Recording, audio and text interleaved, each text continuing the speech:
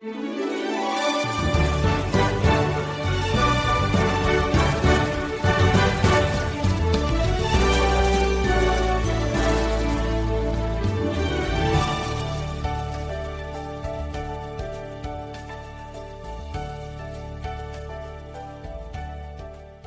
आप एक ऐसे समय को याद कर सकते हैं जब आपका जीवन पूरी तरह से अराजकता में फेंक दिया गया था? ये शायद कल की बात थी, मुझे नहीं पता। इससे कोई फर्क नहीं पड़ता कि यह अनिवार्य परिस्थितियां थीं या दूसरों ने ऐसा किया, या शायद यह आपकी अपनी गलती थी, लेकिन आपने इसे एक डरावना समय पाया।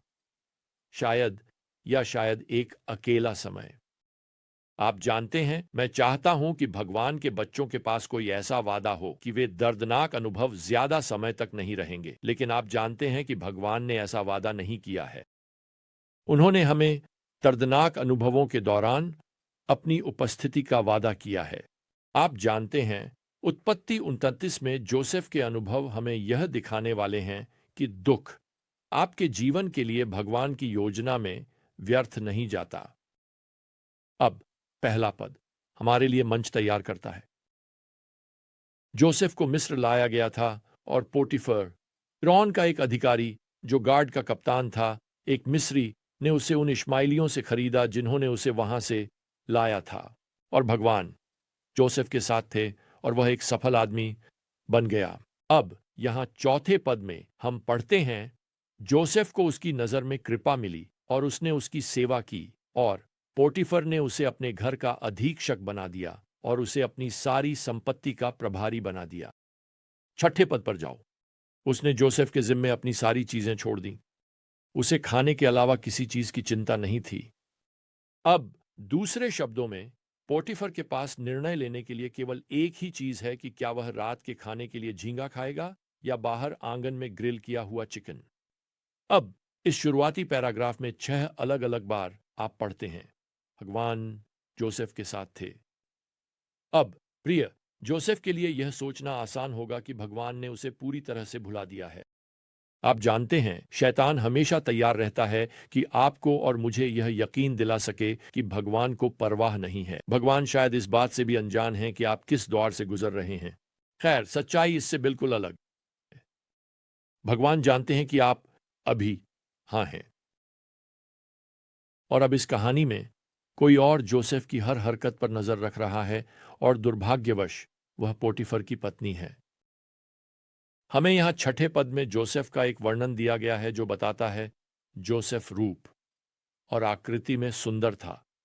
अब इसे इस तरह से कहा जा सकता है कि जोसेफ आकर्षक और अच्छी कद काठी वाला पांसल था। अब एक आदमी का अच्छी कदकाठी और आकर्षक होना गलत नहीं है, यह बस सही नहीं है। लेकिन यह गलत नहीं है। और मैं आपको बताता हूं, जोसेफ सच में एक शानदार लड़का था। बाइबल हमें यहां 7वें पद में बताती है कि लेकिन पोटीफर की पत्नी ने जोसेफ पर ललचाई नजरें डालीं, जब तक कि एक दिन उसने सीधे उससे नहीं कहा, मेरे साथ सो जाओ। लेकिन जोसेफ ने मना कर दिया। बाद में 12वें पद में वह फिर से कहती है, मेरे साथ सो जाओ। वास्तव में यहां यह वास्तव में एक आज्ञा क्रिया है, यह एक आदेश है। अब 7वें पद में यह एक निमंत्रण के रूप में शुरू होता है। यहां 12वें पद में यह एक अंतिम चेतावनी है। अब मेरे दोस्त, आपको यह गलतफहमी हो सकती है कि प्रलोभन का विरोध करने का मतलब है कि यह चला जाएगा। खैर, आप जानते हैं, शायद अगर आप दरवाजा नहीं खोलेंगे तो दस्तक बंद हो जाएगी। नहीं, ऐसा नहीं होगा।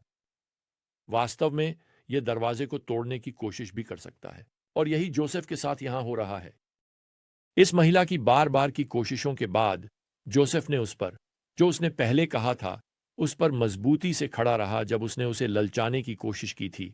9वें पद में वह कहता है, मेरे मालिक ने मुझसे कुछ भी नहीं छिपाया सिवाय तुम्हारे, क्योंकि तुम उसकी पत्नी हो।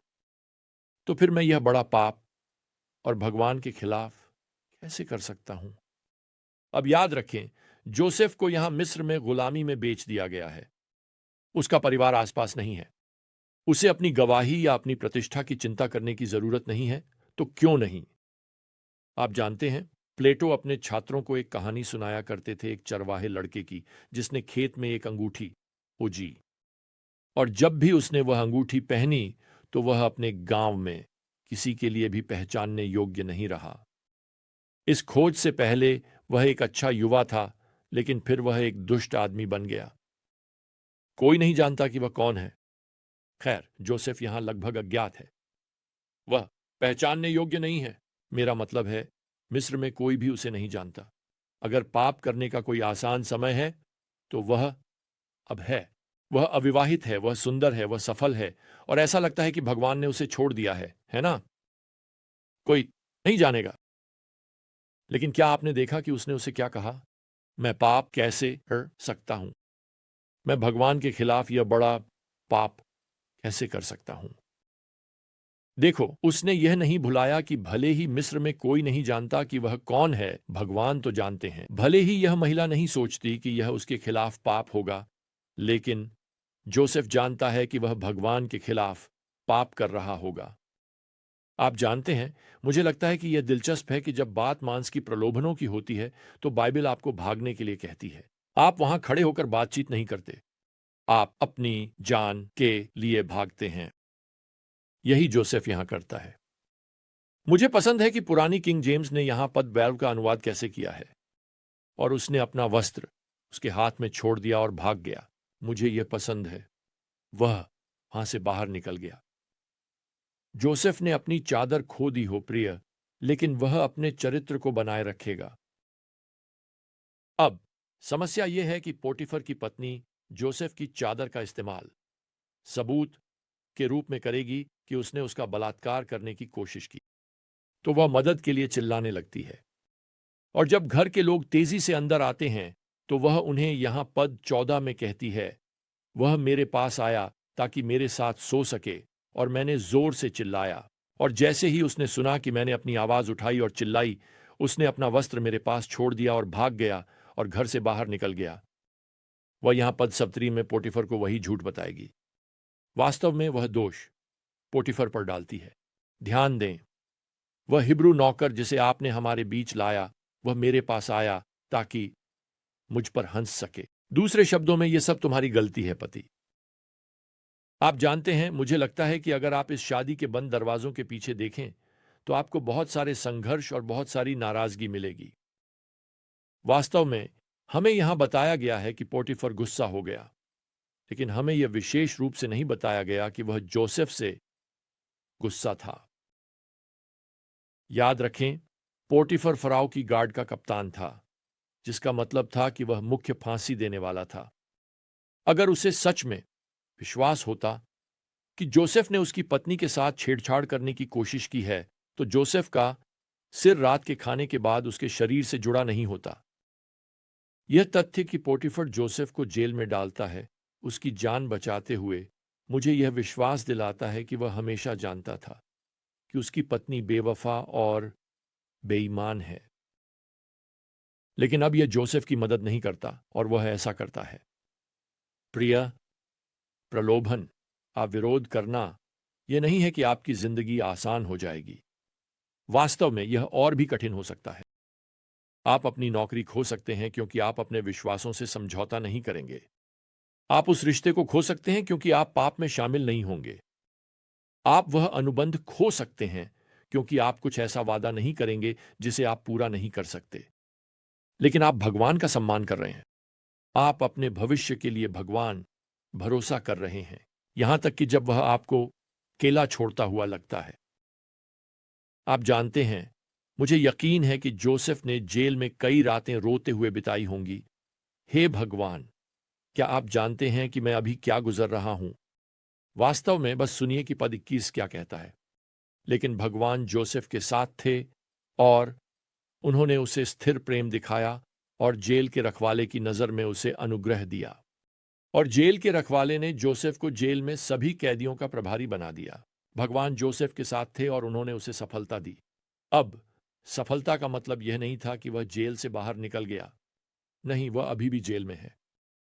लेकिन भगवान अभी भी काम कर रहे हैं। भगवान जोसेफ को पोटीफर के घर को संभालना सीखने देंगे।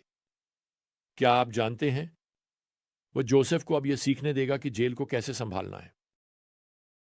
भगवान जोसेफ को एक दिन एक राष्ट्र मिस्र के राष्ट्र को संभालना सिखाने के लिए तैयार कर रहे हैं। जोसेफ यहां दुखी है, लेकिन उसका दुख व्यर्थ नहीं है।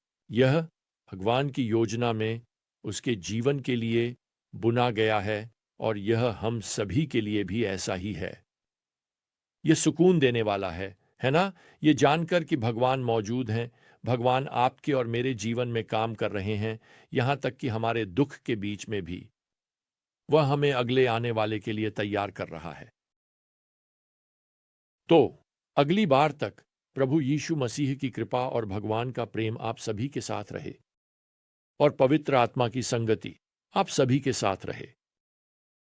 आमीन।